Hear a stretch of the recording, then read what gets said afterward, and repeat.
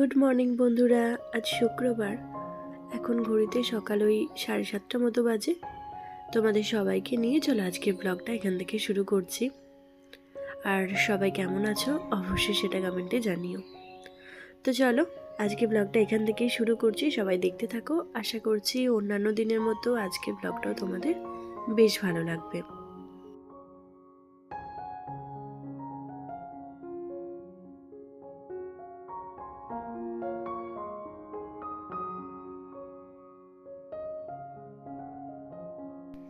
সকালে 1 কাপ চায়ে আমি তোমাকে চাই, এই দিয়েই শুরু করছি আজকের দিনটা। আসলে আমাদের মতো বাঙালিদের সকালবেলায় চাটা না খেলে ঠিক ঘুমটা ভাঙে না। আর সেটা যদি আবার কড়া করে একটু দুধ চা হয় তাহলে তো কথাই নেই।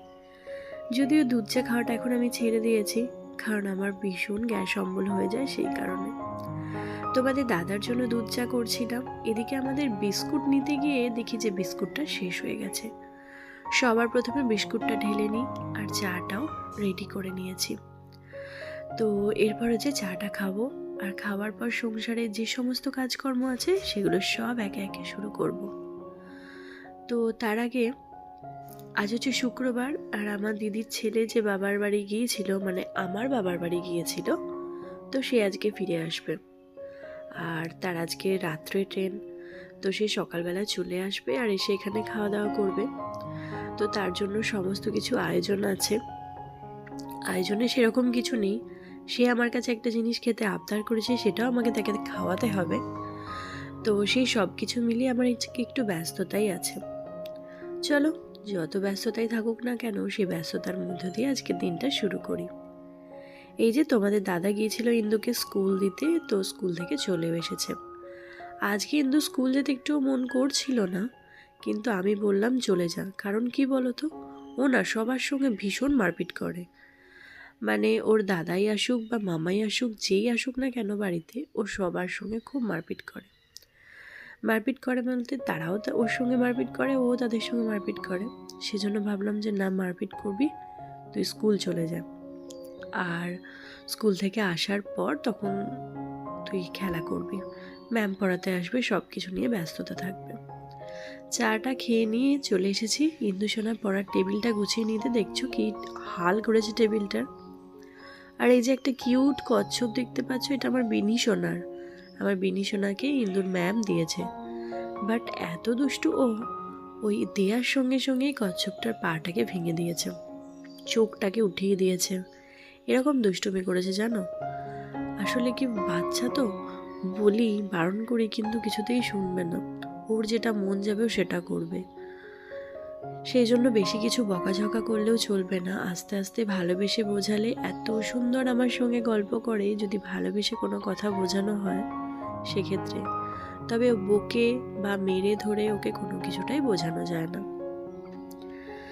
যাই হোক, এইভাবেই আমি ওকে বোঝাই, আর এভাবেও অল্প অল্প কথা শোনে, অল্প অল্প দুষ্টুমি করে, এরকম ভাবেই চলতে থাকে।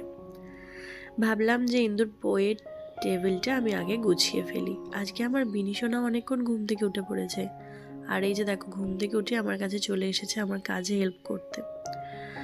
তো খাতাগুলো আমি ওর অন্য জায়গায় ট্রান্সফার করে দিয়েছি জানো তো। আসলে এই জায়গাটা এত ডিস্টারবেন্স করে দিচ্ছিল না, ভীষণ বাজে হয়ে যাচ্ছিল এই জায়গাটা। মাঝে মধ্যে এখানটা নোংরা, প্রত্যেক দিনই তো নোংরা এমনিতেই করে দেয় ওলঢাল ওই বইপত্র নিয়ে, তো সেরকমই করে দিচ্ছিল। সেই জন্য আমি ওই জিনিসটা, খাতাগুলো বললাম যে অন্য জায়গায় একটা জায়গায় রেখে দিস, তাতে তোর নিতে সুবিধা হবে। আর সমস্ত খাতা একসঙ্গে মিশিয়ে দিচ্ছিল। এবার ম্যাম পড়াতে এলে ম্যামের খাতা, স্কুলের খাতা, তারপর ও আরও যে জায়গায় পড়ে সেই সমস্ত খাতা আমি কিছুই বুঝতে পারছিলাম না। আর সেক্ষেত্রে না, ধরো যে পড়ায় না তার সেক্ষেত্রে কিন্তু ভীষণ অসুবিধা হয়। বাড়িরও কিছু খাতা আছে যেগুলো আমি ওকে হোমওয়ার্ক করাই, তো সেই সমস্ত কিছু ভীষণ অসুবিধা হচ্ছিল। তার জন্য আমি ওরা আলাদা আলাদা লিখে লিখে আলাদা আলাদা জায়গায় রেখে দিয়েছি, সেখানে ওর নিতে সুবিধা হয়। আর এই যে টেবিলটাও সুন্দর করে গুছিয়ে নিয়েছি। এরপর চলো বিছানাটা আগে গুছিয়ে নেব। তো বিছানাটা গুছিয়ে নিয়ে তারপর ওই ঘরে বিছানাটা ঠিক করে নেব। এই ঘরে বিছানাটা ওই যে আমার ভাই তো ছিল না, কেউ শোয়ও নি, তাই কিছু ওলঢালও কিছু হয়নি। যদি আমার মেয়েরা এখানে পড়তে বসলে একটু ওলঢাল করে, তবে আজকে করেনি। আর এই শীতকালেতে না ওই টেবিলেই বেশিরভাগ সময় পড়তে বসে, যেহেতু ওর টেবিলে টেবিল ল্যাম্প আছে, তো তো সেই কারণে ওখানে বেশিরভাগ সময় পড়তে বসে বলে খুব একটা এখানে ডিস্টার্ব করে না। ওই আমার বিনি সোনা যতটুকু করে, তারই মাঝখানে মাঝে মধ্যে হয়তো কোনো কিছু দেখলো বা কোনো কিছু জিনিস নিয়ে খেলা করছে, তখন বিছানায় বসে বসে করে। এর মধ্যে এরকমভাবেও মানে বিছানাটা ওলঢাল করে, মাঝে মধ্যে করে মাঝে মধ্যে করে না, এরকমভাবেই চলে আর কি। চলো, ব্ল্যাঙ্কেটগুলো মনে হচ্ছে এইবার কেচে তুলে দিতে হবে, জানো তো। আমাদের এবারে কাচতে দেওয়া ছিল, তো মনে হচ্ছে আবার একবার কাচতে দিতে হবে। আসলে গরম তো মানে বেশ ভালোই দিনের দিকে গরম পড়ে গেছে, আর রাতের দিকে খুব একটা ঠান্ডা লাগছে না, হালকা হালকা ঠান্ডা লাগছে। তো সেই জন্য ব্ল্যাঙ্কেটগুলো বিছানায় রেখে দেওয়ার কোনো যুক্তি নেই। আমি ভাবছি যে ব্ল্যাঙ্কেটগুলো এবার কাচিয়ে তুলে দেব। বিছানাটা মোটামুটি গোছগাছ করে নিয়েছি। চলো এবার চলে যাই ওই ঘরেতে। আর তার আগে ওই ঘরে বেড কভারটা আজকে চেঞ্জ করব। বেশ হয়ে গেছে 4-5 দিন মতো পাতা। 4-5 দিন পাতা থাকলেই না তারপর আমার কীরকম একটা ইরিটেট লাগে ওই বেডেতে শোয়ার জন্য। তো সেই বেড কভারটা আজকে চেঞ্জ করব। এই ব্যাগটার মধ্যে আমি যে শাড়িটা আমার শ্বশুরবাড়ি পরে গিয়েছিলাম, যেই শাড়িটা, তো ওটা আছে, ওটা কাচাতে দিতে হবে। শাড়িটা এত সুন্দর দেখতে, বাট একটা সমস্যা কি জানো, শাড়িটা না কীরকম একটা রঙের স্মেল। আমার মা আমাকে ওই শাড়িটা দিয়েছিল বেশ 1 বছর আগে, তো আমার সেরকমভাবে পরা হয়নি। এখন যখন পরলাম সেদিনে আমার মাথাটা পুরো ধরে গেল, এত একটা রঙের বাজে স্মেল উঠছিল। এই জায়গাটা তো জানো আমি বিন্দু সোনার বইয়ের যে ব্যাগগুলো থাকে সেগুলো রেখে দিই। আর ওই যে ড্রয়ারটা রান্নাঘরের বলেছিলাম না তোমাদেরকে অন্য জায়গায় সেট আপ করেছি, তো এই যে আমি দরজার পাশে এটা সেট আপ করেছি। এর মধ্যে থাকে আমার ভাইয়ের জামাপত্র থাকে, জামা, প্যান্ট, জ্যাকেট, এই সমস্ত কিছু। আর থাকে আমার এই বেড কভারগুলো, বালিশের কভারগুলো, এইগুলো। আসলে এগুলো নিচেতে ছিল, তো এখন ভেবেছি যে এগুলো এর মধ্যে রেখে দেবো, আমার নিতেও সুবিধা আর দেখতেও সুবিধা। এই যে তোমাদেরকে আবার খুলে দেখিয়ে দিচ্ছিলাম যে এর মধ্যে সমস্ত ভাইয়ের জামা কাপড়গুলো থাকে। ওপরের দুটোতে আমার জিনিস থাকে আর নিচেরগুলোতে ওর জিনিসগুলো থাকে। তো এই যে সোজা চলে এসেছি এই ঘরেতে। বিছানাটা এবার চলো চটপট করে গুছিয়ে নিই। আর বিছানাটা গুছিয়ে নিয়ে তারপর রান্নাঘরে আছে কাজ। তবে আজকে তো সেরকমভাবে কিছু রান্নাবান্না করব না, মানে প্রচুর রান্নাবান্না করব না। ওই মাংসটা কালকের আছে, ওইটা রান্না করব, সেই জন্য খুব একটা তাড়াহুড়ো নেই। চলো ঝটপট করে কাজ টাজগুলো গুছিয়ে নিই।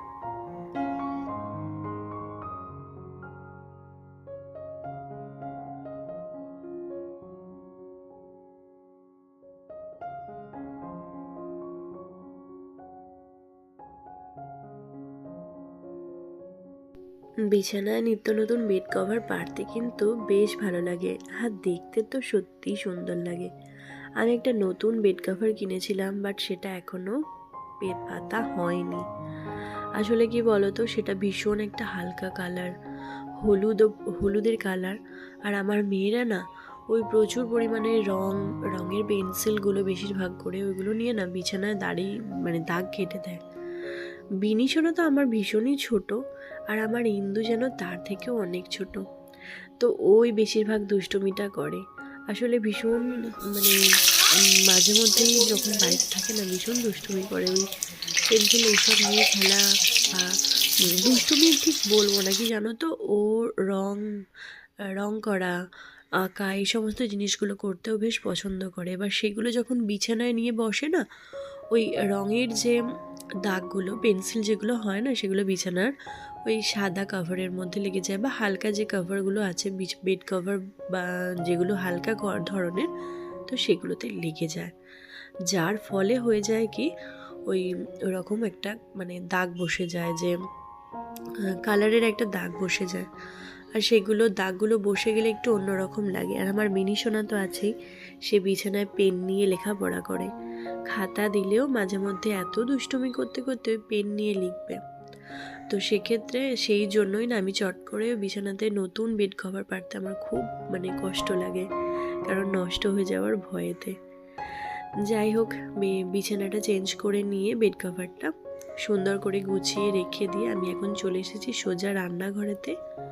রান্নাঘরে আগে চলো চটপট করে ভাতটা তো বসিয়ে দিয়েছি একপাশে, আর একপাশে মাংসের জন্য প্রিপেয়ার করছি। আর এরই আগে আমি একটু আগেই এসেছি, তার আগে আমি কিন্তু পালং শাক আমি এনেছিলাম শ্বশুরবাড়ি থেকে, তো সেটা রান্না করেছি। শ্বশুরবাড়ি থেকে আসার পথে শাশুড়ি মা আমাকে অনেক কিছু দিয়েছিল জানো তো। পালং শাক দিয়েছিল, তারপর সজনা ফুল দিয়েছিল, তারপর হচ্ছে লাউ দিয়েছিল, কারণ আমাদের বাড়ির মানে লাউয়ের যে একটা গাছ আছে না লাউয়েতে, তো এত পরিমাণে লাউ ধরেছে কি বলবো, আমার সেটা তোমাদের সঙ্গে শেয়ার করা হয়নি, মানে আমি জানি না, দেখিনি। তো আমার হাজব্যান্ড আসার সময় বলছে যে ওখান থেকে আমাকে দুটো লাউ দাও, খুব সুন্দর লাউগুলো হয়েছে। আর তখন বিকেলবেলা হয়ে গেছে, আমি আর তখন আর যাইনি, তাই তোমাদের সঙ্গে আর শেয়ার করা হয়ে ওঠেনি। তবে আমার হাজব্যান্ড বলছিল সেই টুনি বাল্ব যেরকম হয় না, সেরকমভাবে লাউগুলো ঝুলছে, এত পরিমাণে লাউ হয়েছে। আর সত্যি বলতে গ্রীষ্মকালের দিনে আমরা লাউটা, গ্রীষ্মকাল বলো বা শীতকাল বলো, আমরা লাউটা কিন্তু বেশি খাই, কারণ লাউয়েতে পেট ঠান্ডা রাখে। আর তার থেকেও বড় কথা হচ্ছে লাউ একটা জলীয় খাবার, তো তো সেই হিসেবে লাউটা খুব ভালো লাগে খেতে, পোস্ত তরকারি বা ডাল, অনেক অনেক সময় কলাই সিদ্ধ করলে সেখানেও দিতে ভালো লাগে। তো চটপট করে এই যে মাংসটা কষিয়ে নিয়েছি। আজকের মাংসটা সবাই বলেছে একটু অন্যরকম খেতে হয়েছে, কেন জানি না।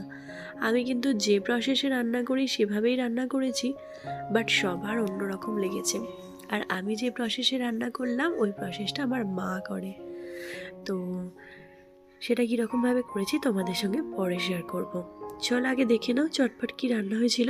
কালকে দিনের বেলা একটু লাউয়ের তরকারি ছিল, আর এটা হচ্ছে একটু সজনে ফুল, যেটা আমি আমার জন্য আজকে বাঁচিয়ে রেখেছি। আর এই যে পালং শাকের ঘন্ট, এটা আছে গাজর, আলু, মূলো, বেগুন, পালং শাক সব কিছু দিয়ে, তবে বড়ি ফোড়ন দিতে পারিনি, বড়ি ছিল না বাড়িতে, সেই জন্য। আর এই যে সব থেকে যেটা সবার প্রিয় সেটা হচ্ছে আলু দিয়ে মুরগির মাংসে, মানে চিকেনের আলু দিয়ে একটু গা মাখা মাখা তরকারি মতো, মানে ঝোল না, গা মাখা মাখা তরকারি। খেতে তো ভীষণ ভালো হয়েছে বললামই, আমি তো বলিনি, সবাই বলেছে। তো এই ছিল আজকে দুপুরের খাবার দাবার, কেমন হয়েছে অবশ্যই জানিও। তার সঙ্গে একটা স্পেশাল রান্না করেছি, লঙ্কার বড়া। এই যে এটা হচ্ছে ক্যাপসি লঙ্কার পকোড়া। তো এই ছিল আজকের খাবার, কেমন লাগলো জানিও, ভালো লাগলে কমেন্ট করো, লাইক করতে ভুলো না। দেখা হবে খুব তাড়াতাড়ি পরবর্তী ব্লগে, ততক্ষণের জন্য সবাই ভালো থেকো, সুস্থ থেকো। আজকের মতো টাটা। আর আমরা চলো লাঞ্চ করে নিই।